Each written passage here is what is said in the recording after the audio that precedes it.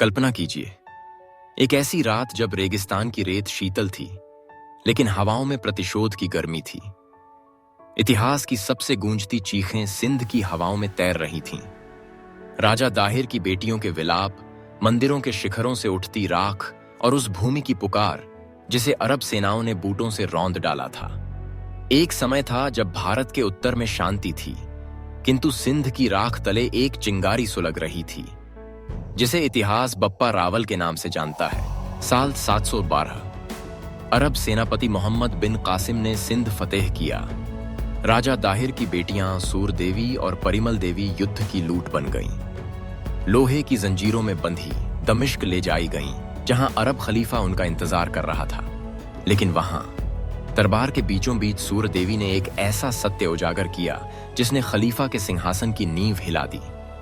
हम अब पवित्र नहीं, हमारे साथ पहले ही बिन कासिम के वजीर ने अत्याचार किया। खलीफा का अभिमान भस्म हो गया। उसने आदेश दिया, मोहम्मद बिन कासिम को बैल की खाल में सिलकर मार दो। ऐसे ही सिंध की बेटियों ने अपने पिता की मौत का बदला लिया। लेकिन सिंध की तड़प यहीं नहीं रुकी।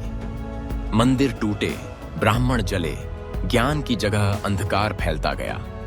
भारत के शेष हिस्से चुप थे, कन्नौज, दिल्ली, मालवा, सब। परंतु मेवाड़ की पहाड़ियों में एक बालक तपस्या कर रहा था, जिसने अपने कुल की हार देखी, जीवन को तप से तराशा और प्रतिशोध की आग में तपकर बप्पा रावल बना।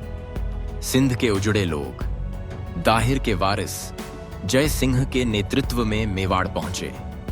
अपने अपमान, अपनी राख लेकर जय सिंह ने बप्पा रावल के समक्ष सिंध का सारा सत्य रखा।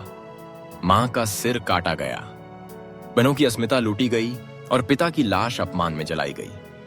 बप्पा रावल ने कहा, अब यह युद्ध सिर्फ तुम्हारा नहीं, मेरा भी है। सिंध का बदला अब मेवाड़ लेगा। और यहीं से आरंभ हुआ प्रतिशोध का संकल्प, जिसने अरबों की सल्तनत की नींव हिला दी। अरब सेनापति जुनैद अल मुर्री, जिसने वैदिक गांवों को आग में झोंका, मंदिरों को ध्वस्त किया, अब राजस्थान की सीमा की ओर बढ़ा। लेकिन वह नहीं जानता था, पहाड़ियों के पार बप्पा रावल युद्ध के लिए तैयार खड़े हैं। गुप्तचरों से हर मार्ग, हर दर्रा, हर कुआं चिन्हित किया गया। भीनमाल में मंदिर जला तो बप्पा रावल की तलवारें रात के सन्नाटे में गूंज उठीं। चारों दिशाओं से हमला, एक के बाद एक अरब सेनाएं मौत के घाट उतारी गईं। पहली बार सिंध की चीख का उत्तर मिला। भीनमाल की धूल पर अब दुश्मन का रक्त बह रहा था। पर कहानी यहीं खत्म नहीं होती।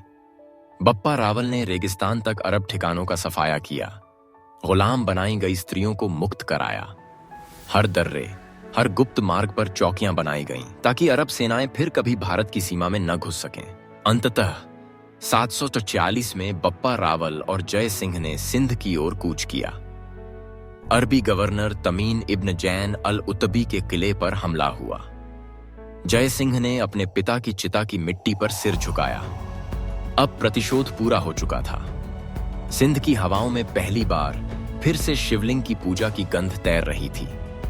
बप्पा रावल ने कोई उत्सव नहीं मनाया, बस एक संकल्प कि अब भारत की सीमाएं इतनी मजबूत होंगी कि कोई विदेशी आक्रांता यहां दोबारा न घुस सके।